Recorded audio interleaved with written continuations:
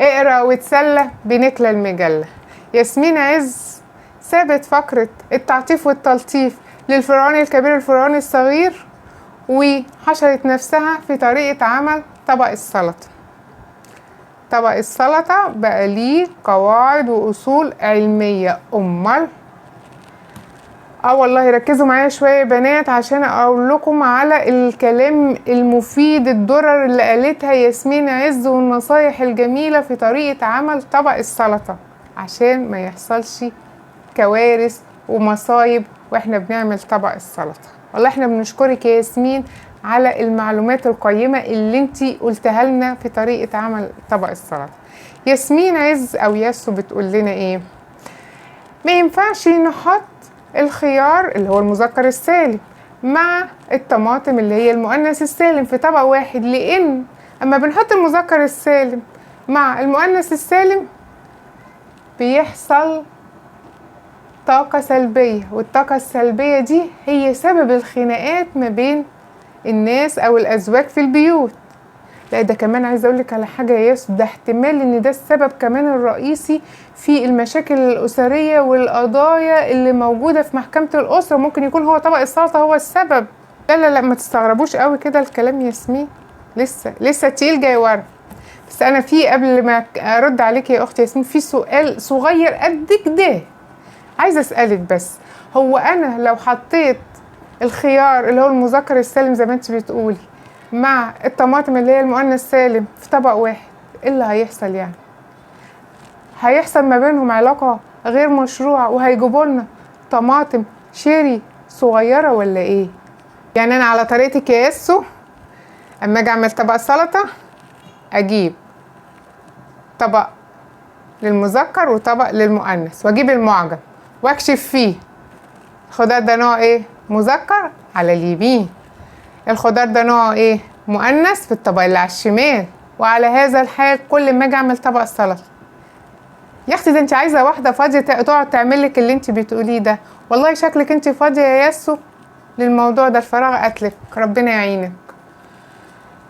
لا وعجباني فيكي قوي يا ياسو بصراحه ثقتك في نفسك كده وانت بتقولي ايه؟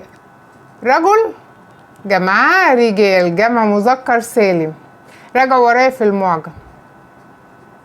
احب انا بقى اقول لك راجعي انت في المعجم عشان انت حافظه ومش فاهمه، والاعداد اللي عندك ملبسك في الحيط وبيديكي معلومات غلط.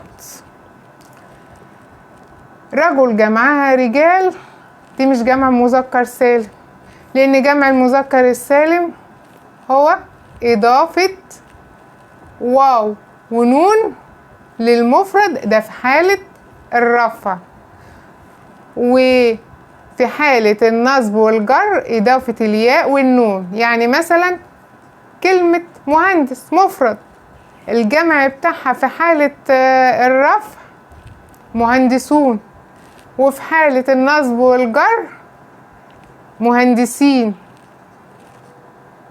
عرفتي بقى يا ياسو ان معلوماتك غلط، وان كلمة رجال دي جمع تكسير مش جمع مذكر سالم. اكتبيها بقى يمكن تنفعك يا ياسو. لا وقالت كمان معلومة مهمة بصراحة تانية. كتر خيرك يا ياسو على المعلومات الجميلة اللي انت عمالة تقولها لنا النهاردة. في معلومة تانية مهمة قالتها ياسو قالت ما ينفعش نحط موجب مع سالب مع بعض لان ده هيعمل قفلة وهتتكهربي يا مدام. يا ياسو ده الكهرباء عبارة عن موجب وسالب، انما ان انا احط سالب مع سالب ولا موجب مع موجب يا ياسو في الحالة ده هو ده اللي هيعمل قفلة، انما سالب مع موجب مش هيعمل قفلة يا ياسو. لا وتقول لك ايه انا كلامي جايباه من دراسة معمولة. هو مين حضرتك اللي عمل الدراسة دي يا ياسمين؟ اكيد الخضري اللي انت بتجيبي منه الخضار. لا بصراحة يا ياسو دماغك متكلفة بصراحة. ياسو سيبك من طريقة عمل طبق السلطة، ركزي يا حبيبتي في موضوع التعطيف والتلطيف للفرعون الكبير الصغير.